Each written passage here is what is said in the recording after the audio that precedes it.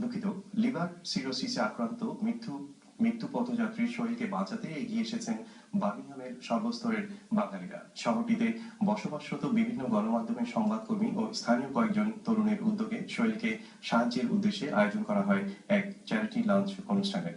Birmingham থেকে আমাদের প্রতিনিধি আজিজুর রহমান হিরণ জানাচ্ছেন বিস্তারিত। লিভার সিরোসিসে আক্রান্ত মৃত্যু পথযাত্রী সোহেলকে বাঁচাতে এগিয়ে এসেছে বার্মিংহামের বাঙালিরা।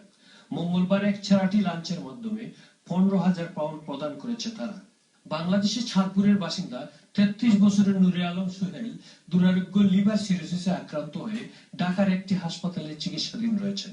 তার লিভার ট্রান্সপ্লান্ট করা ছাড়া আর কোনো বিকল্প নেই। আর এই ব্যয়বহুল চিকিৎসার জন্য তার পরিবার একেবারেই অক্ষম হয়ে সোহেলকে বাঁচাতে হাত বাড়িয়েছেন প্রবাসীদের কাছে। আর এই মানবিক আবেদনে সাড়া দিয়ে বার্মিংহামের বাংলা মিডিয়ার কর্মী ও কজন সমাজসেবক তরুণের উদ্যোগে বার্মিংহামের বিয়া লাউঞ্জে এক চ্যারিটি লাঞ্চের আয়োজন করা হয়। চ্যানেল এস প্রতিনিধি রিয়াদ আহাদ ও একটু অন্যরকমের আমিনা বেগমের প্রাণবন্ত সঞ্চালনায় চ্যারিটি লাঞ্চে আয়োজকদের পক্ষ থেকে বক্তব্য রাখেন এটিএম বাংলা বার্মিংহাম প্রতিনিধি জয়নাল ইসলাম। বক্তব্য রাখেন একটু অন্যরকমের Zubed Ali, Nurul Afsar Titu, columnist Amirul Islam Belal, channel I Birmingham প্রতিনিধি আব্দুল আহাদ সুমন, রহমত আলী, আজমল হোসেন এবং সোহেলের বড় ভাই কবির হোসেন। কমিউনিটির সর্বস্তরের নেতৃবৃন্দ এই অনুষ্ঠানে অংশ নেন এবং মানবতার কল্যাণে এ ধরনের আয়োজনের প্রশংসা করেন।